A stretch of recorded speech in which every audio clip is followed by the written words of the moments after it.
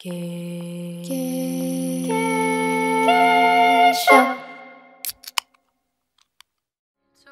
did I know that you loved me. Little did I know it. So Hello people of the internet, it is me, Kesha, back on Popular Demand. Ew. But yeah, anyways, today I will be showing you guys how I normally write my notes, because a lot of you guys are curious as to how I format and organize everything. So I hope this video will give you a little bit of insight on how I do that, and hope this helps. So some of my essentials, apart from a paper you can use to write obviously, is a revision book of some sort. Here I'm using my economics book, and then I normally use a lot of colored gel ink pens. Here I have red, blue, and black, as well as a gray mild liner.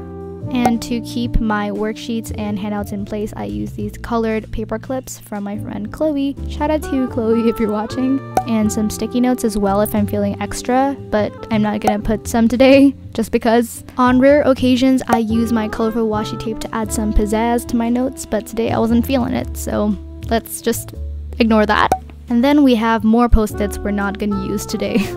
Finally, as our last and most important essential for note-taking, especially when I'm taking notes at home, are these beautiful zebra mild liners. These are colored highlighters, and I find these particularly useful. As a visual learner, my brain is stimulated by color, so I feel like these highlighters are very useful in helping me recollect information, and it also adds some spice to my notes.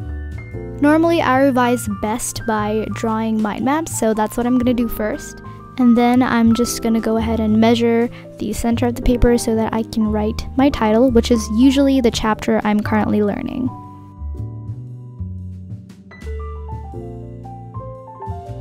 To open a new subtopic, I usually draw a thickened arrow like this. This helps indicate the subtopic clearly, and for the subtopic, I'm just going to go ahead and box that with my mild liner and just write the rest of the information under that in bullet points using my black pen.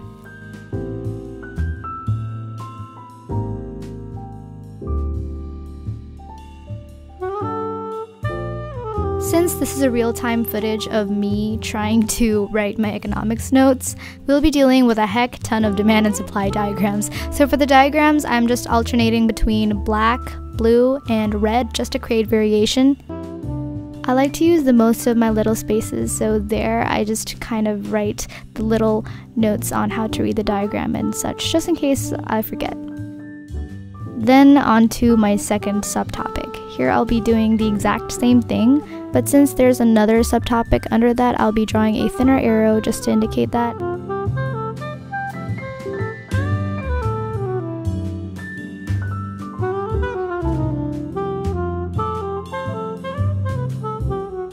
Again, because I love maximizing the use of my little spaces, I just write some supplementary information that could be helpful in the future.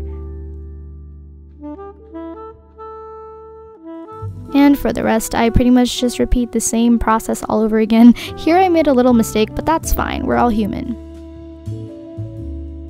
Once again, maximizing my use of space, I draw this organic shape. Normally, I just write important information or a mini glossary inside. In this case, since I'm dealing with economics, I'm just writing the interrelationships of demand, supply, and price. That's pretty much it.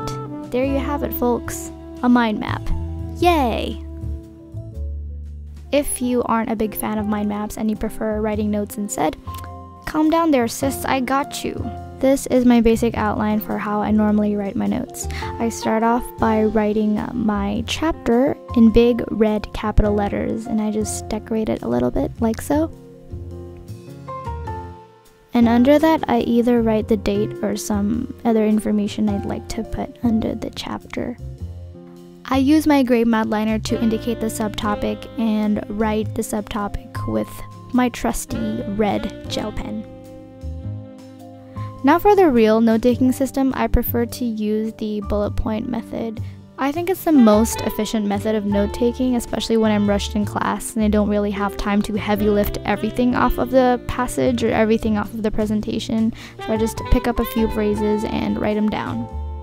I write important terms in blue and kind of box it and sometimes underline with my Mildliner if I'm feeling extra for further emphasis. And then for the definition, I just write it with black pen. If we're required to draw a diagram in class like this Venn diagram, I like to keep it plain and simple and try not to waste time.